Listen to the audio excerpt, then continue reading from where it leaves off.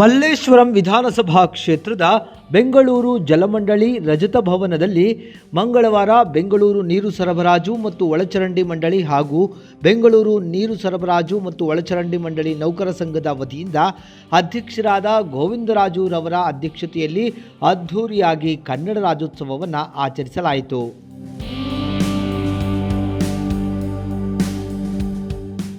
ಕೆಲವ್ರಿಗೆ ಅನಿಸ್ಕೊಳ್ಬೋದು, ಸಾಹೇಬರು 2010 ಬ್ಯಾಚು ಎಲ್ಲಿಂದ 20 ವರ್ಷ ಆಯ್ತಂತ.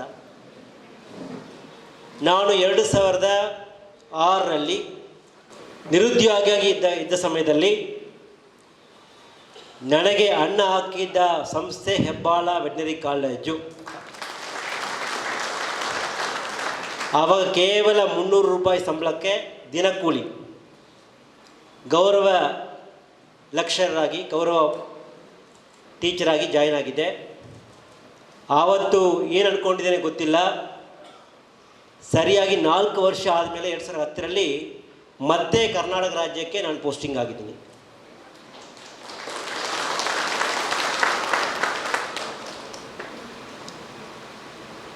ಕನ್ನಡ ರಾಜ್ಯದ ಒಂದು ಶ್ರೀಮಂತಿಗೆ, ಕನ್ನಡ ಭಾಷೆಯ ಒಂದು ಶ್ರೀಮಂತಿಗೆ ನಾನು ಅರ್ಥ ಮಾಡ್ಕೊಂಡಿದ್ದೀನಿ. ತಮಗೆ ಒಂದು ವಿಷಯ ಹೇಳಲಿಕ್ಕೆ ಬಯಸ್ತಾ ಇದ್ದೀನಿ. ಇಡೀ ವಿಶ್ವದಲ್ಲಿ 185 ರಾಷ್ಟ್ರಗಳಿದ್ದಾವೆ. ಅದರಲ್ಲಿ ಪುಟ್ಟ ರಾಷ್ಟ್ರ ಅಂತ ಹೇಳುವುದಾದರೆ ಅದು ಜಪಾನ್ ರಾಷ್ಟ್ರ. ಒಂದು ಸಣ್ಣ ಐಲ್ಯಾಂಡ್, 4 ಕಡೆ ಸಮುದ್ರ ಇದೆ, ಜಮೀನು ಕೇವಲ ಕಡಿಮೆ ಜಮೀನು. ಆ ಪುಟ್ಟ ರಾಷ್ಟ್ರದಲ್ಲಿ ಒಂದು ಶಕ್ತಿ ಇದೆ. ಆ ಪುಟ್ಟ ಜಪಾನ್ ರಾಷ್ಟ್ರ ಏನಿದೆ, ಇಡೀ ವಿಶ್ವದಲ್ಲಿ ಅತಿ ದೊಡ್ಡ ಆರ್ಥಿಕ ಸೌಲಭ್ಯವನ್ನು ಪಡೆದುಕೊಂಡಿದೆ. ಭಾಷೆಯಲ್ಲಿ ವಾಪಸ್ ಕೇಳ್ತಾನೆ ಇದ್ದರು. ಎಲ್ಲ ಮೀಟಿಂಗ್ ಒಂದು ಅರ್ಧ ತಾಸು ಆಗಿದ್ದು. ಎಲ್ಲ ಆಗಿದ್ದ ಮೇಲೆ ನಾನು ಅಲ್ಲಿ ಟ್ರಾನ್ಸ್ಲೇಟರ್ ಜೊತೆಗೆ ಬಂದವರಿಗೆ ಹೇಳ್ತಿದ್ದೆ, ಏನು ಇಷ್ಟೆಲ್ಲ ಓದಿದ್ದಾರೆ, ಪಾಪ ಇಂಗ್ಲೀಷ್ ಗೊತ್ತಿಲ್ಲ ಅಂತ ಹೇಳಿದ್ದೆ. ಅವ್ರು ಹೇಳಿದ ಒಂದೇ ಮಾತು, ಸರ್ ಅವ್ರಿಗೆ ಇಂಗ್ಲೀಷ್ ಚೆನ್ನಾಗಿ ಗೊತ್ತು, ಆದರೂ ನಾನು ಮಾತೃಭಾಷೆಯಲ್ಲೇ ಮಾತಾಡ್ತೀನಂತ ಅಭಿಮಾನದಿಂದ ಅವರು ಈ ಭಾರತ ದೇಶದಲ್ಲಿ ಇದ್ದರೂ ಕೂಡ ಜಪಾನಿಯ ಭಾಷೆ ಮಾತಾಡಿದ್ದಾರೆ ಅಂತ ಹೇಳ್ತಿದ್ರು.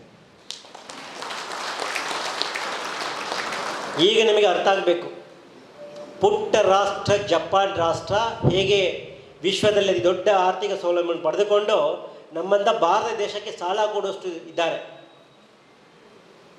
ಏನಕ್ಕೆ? ಮಾತೃಭಾಷೆಯಲ್ಲಿ ಪ್ರತಿಯೊಂದು ವಿಷಯವನ್ನು ಅವ್ರು ಕಲಿತಾರೆ.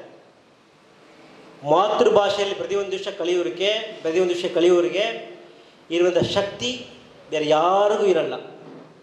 ಅದಕ್ಕೆ ಉದಾಹರಣೆ ನಾನು ನನ್ನ ಮಾತೃಭಾಷೆ ತಮಿಳಿನಲ್ಲೇ 1ನೇ ತರಗತಿಯಿಂದ 12ನೇ ತರಗತಿವರೆಗೆ ಓದಿ ಇವತ್ತು IAS ಅಧಿಕಾರಿ ಆಗಿದ್ದೀನಿ. ತಮಿಳೊಂದೇ ಇಲ್ಲ, ಇವತ್ತು ಕನ್ನಡ ಭಾಷೆಯಲ್ಲೇ ಓದಿ ಇವತ್ತು ಅಮೆರಿಕಾದಲ್ಲಿ ದೊಡ್ಡ ಸೈಂಟಿಸ್ಟ್ ಆಗಿರುವಂಥ ಡಾಕ್ಟರ್ ಸಿಂಧೂರಾದವರು ನಮ್ಮ ಕರ್ನಾಟಕದವರೇ, ಮಂಡ್ಯದವರೇ. ಅವರು ಓದಿದ್ದು ಕನ್ನಡ ಭಾಷೆಯಲ್ಲೇ. ಹಾಗಾಗಿ ಇವತ್ತು ನಮ್ಮ ಜಲಮಂಡಳಿಯ ಸಮಸ್ತ ಅಧಿಕಾರಿ ಮತ್ತು ನೌಕರರ ಬಾಂಧವರು ಒಂದು ಮನವಿ ಮಾಡ್ಕೊಳ್ತಾ ಇದ್ದೀನಿ. ನಾವೇನಾದರೂ ಇವತ್ತು ಕನ್ನಡ ರಾಜ್ಯೋತ್ಸವ ಮಾಡ್ತೀವಿ ಅಂತ ಏನಾದರೂ ಒಂದು ಸೇರಿದರೆ, ಮೊದಲನೇದಾಗಿ ನಮ್ಮ ಮಕ್ಕಳಿಗೆ ಕನ್ನಡ ಭಾಷೆನ ತಿಳಿಸ್ಕೊಡ್ಬೇಕು. ನಾನು ನನ್ನ ಮಕ್ಕಳಿಗೆ 2 ಭಾಷೆ ಓದಿಸ್ತಾ ಇದ್ದೀನಿ, ಒಂದು ತಮಿಳು, 2ನೇದು ಕನ್ನಡ. ಯಾಕೆಂದರೆ